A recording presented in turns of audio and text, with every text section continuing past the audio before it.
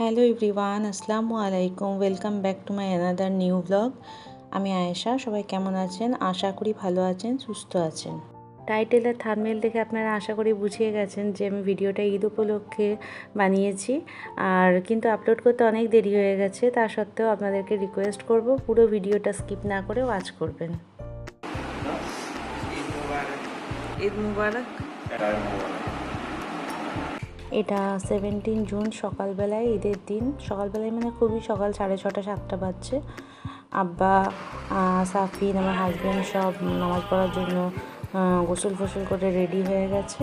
আর আমার একটা দেওরও যাচ্ছে সাথে, পাশে বাড়িতেই থাকে। সবাই এখানে গাড়ি করে যাচ্ছে, আমাকে টাটা করছে। আমি ওপর থেকে একটু ভিডিও বানাচ্ছিলাম ওদের। আমাদের পুরো ফ্যামিলির তরফ থেকে, আমার ইউটিউব ফ্যামিলিতে যত সাবস্ক্রাইবার আছে, বাকিও যারা যেখান থেকে দেখছেন, আদার্স যারা সাবস্ক্রাইব করেননি, তাদেরকেও আমাদের পুরো ফ্যামিলির তরফ থেকে ঈদের অনেক অনেক শুভেচ্ছা। এখানের এই ক্লিপটা আমার সাফিন শ্যুট করেছে। ওকে বলে রেখেছিলাম যে তুমি যখন নামাজ পড়তে যাবে কয়েকটা ছোটো ছোটো ক্লিপ নেবে, তো আমি ওটাই অ্যাড করে দিয়েছি এখানে। আজকে অনেক ব্যস্ততা ছিল, তা সত্ত্বেও আমি চাদরগুলো সব চেঞ্জ করে নিয়েছি। যেহেতু আজকে ঈদ আছে তো চেঞ্জ করতেই হবে। এটা আমার শ্বশুরের রুমটা চাদর চেঞ্জ করে দিয়েছি। এটা আমার মেয়ের রুমে চাদরটা এখনই চেঞ্জ করলাম। অনেকটা দেরি হয়ে গেছে, যেহেতু ঈদের দিনে না আমার কাজের বুয়াটা আসে না, তো একটু প্রেশার হয়ে যায় আমার উপরে। নামাজ পড়তে চলে গেছিলো, তখন আমি ঘরগুলো সব ফাটাফাট পরিষ্কার করে নিয়েছি। আর তারপরে যা বাকি একটু একটু কাজ ছিল ওগুলো সব করে নিয়েছি। আর কাজের বুয়া আসেনি বলে একটু বেশিই প্রেশার হয়ে গেছিলো, তো একা হাতেই করতে হয়েছে। আমার মেয়ে একটু একটু হেল্প করেছে।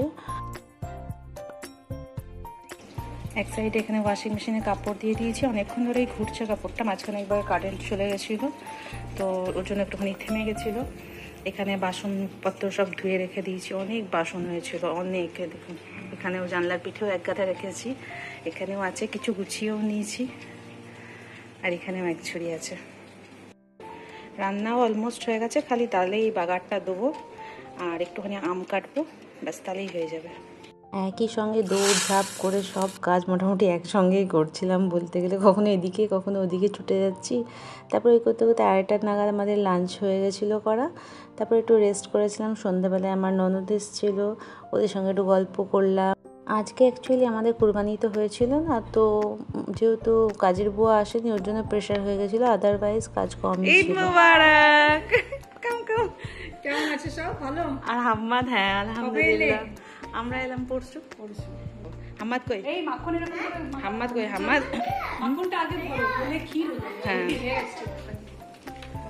কোন কাজটা করব আর কোন কাজটা করব না বুঝে পাচ্ছি না লাইন দিয়ে। এগুলো সাফিনই করে দেয়, আমার ফ্রিজে রাখা সামানগুলো ফ্রিজে ঢুকিয়ে দেয়। এখন বাজছে রাত 8:30।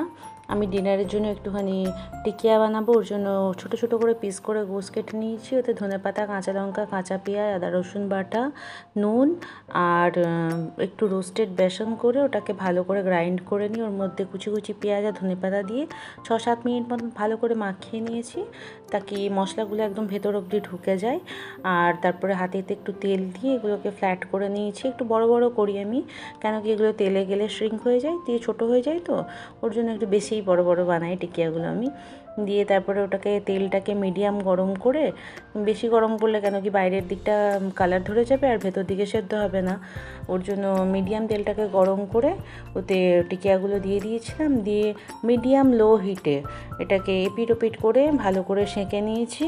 তো তারপর ডিনার রেডি হয়ে গেছে। তারপরে ডাল ছিল আর ঘি করলা ভাজিও ছিল, একটু সালাদ করে নিয়েছিলাম।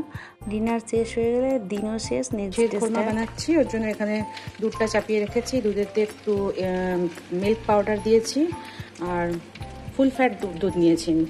আর এতে এলাচ গুঁড়ো দিয়েছি, একটু কেসর দিয়েছি আর চিনি দিয়েছি এতে। আর এখানে বিরিয়ানির আলুটা চাপানো আছে, আলু সেদ্ধ হয়ে গেলে এটা ভাজবো। আর শির খোরমা বানানোর জন্য এখানে ড্রাই ফ্রুটসগুলো ঘিয়েতে একটু ফ্রাই করছি, দিয়ে এতেতেই অল্প করে সিমই দিয়ে ভাজবো। আবার এখানে সিমইটাকে এরকম করে ভেঙে ভেঙে রেখে দিয়েছি আমি। অল্প সিমই নিতে হয় শির খোরমায় দেওয়ার জন্য, বেশি দরকার হয় না। এবারে সিমইটাকেও দিয়ে দেবো আমি। আপনারা যদি আমার ভিডিওটা এতদূর দেখে নিয়েছেন তাহলে প্লিজ একটা লাইক করবেন। আপনাদের একটা লাইক আমাকে নেক্সট ভিডিও বানানোর জন্য অনেক মোটিভেট করে। এই সিমই ভাজা কাজটা আমার খুব বড্ড ইরিটেটিং লাগে, চারিদিকে একদম ছড়িয়ে ছিটিয়ে মেস হয়ে যায় পুরো। আমি এখানে 2 লিটার মতন দুধ নিয়েছিলাম। 2 লিটার দুধটা এত দূর অবধি হয়েছিল, এটা ফুটে ফুটে ফুটে ফুটে কম হতে হতে এতটা এসছে। তো দুধটা অনেকটা গাঢ় হয়ে গেছে। অ্যাকচুয়ালি এই সিমইটা খেতে একটু বানাতে একটু টাইম লাগে, কিন্তু খেতে খুব টেস্টি। ঠান্ডা ঠান্ডা ফ্রিজ থেকে বার করো আর খাও।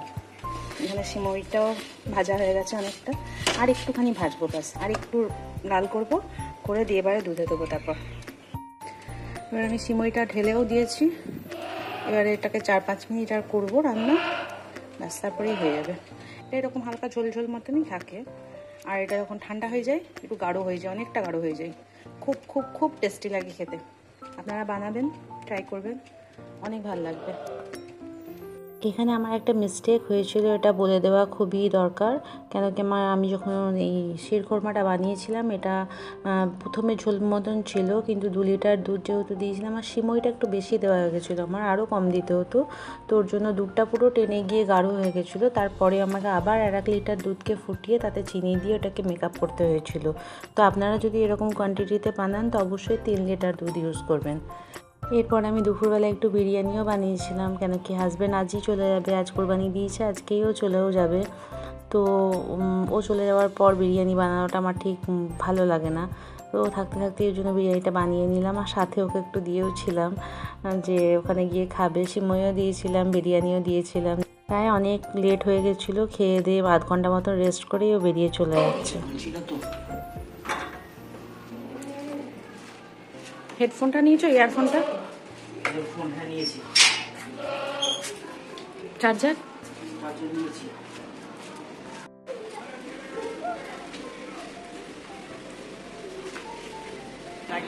হ্যাঁ, আল্লাহ হাফিজ।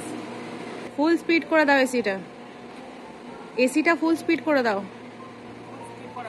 আর পাখাটাও।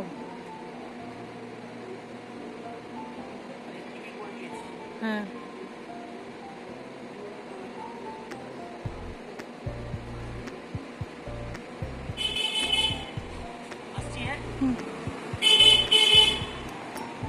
আজকের ভিডিওটা এখানেই শেষ করছি। সবাই ভালো থাকবেন, সুস্থ থাকবেন, আমাদের জন্য দোয়া করবেন। দেখা হয়ে যাবে নেক্সট কোনো ভিডিওতে। আর ভিডিওর কোনো পার্ট ভালো লাগলে সাবস্ক্রাইব করে সাথে থাকবেন। আল্লাহ হাফিজ। তো বৃষ্টি হচ্ছে, ঝমঝম ঝমঝম করে বৃষ্টি হচ্ছে, অনেক অনেক বৃষ্টি হচ্ছে। পুরো সব দুনিয়া ব্ল্যাক আউট হয়ে গেছে, আর কত বিদ্যুৎ চমকাচ্ছে, বাপরে।